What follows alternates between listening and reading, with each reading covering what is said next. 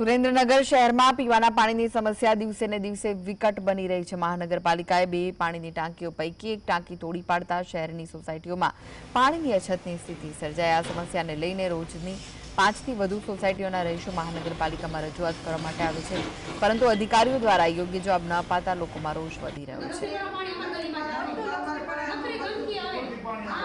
શહેરમાં છેલ્લા મહિનાથી ઉનાળો ચાલુ થયો ત્યારથી આમ જોવા જઈએ તો પાણીની જરૂરિયાત વધુ ઉદ્ભવે લોકોને। ત્યારથી આ મહાનગરપાલિકા બની ત્યારથી પાણી વિતરણના એટલા ધાંધિયા કરી નાખ્યા છે આ લોકોએ કે 7-7, 8-8 દિવસથી પાણી નથી આવતા।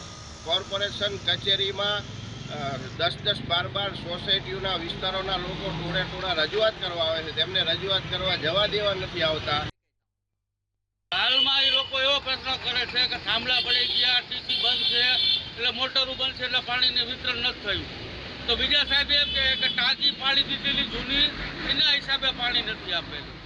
તો એ લોકોને જ્યારે ભર ઉનાળો આવે છે તો ત્યારે લોકોને સમજી વિચારીને નિર્ણય લઈને પછી ટાંકી પાડવી જોઈએ।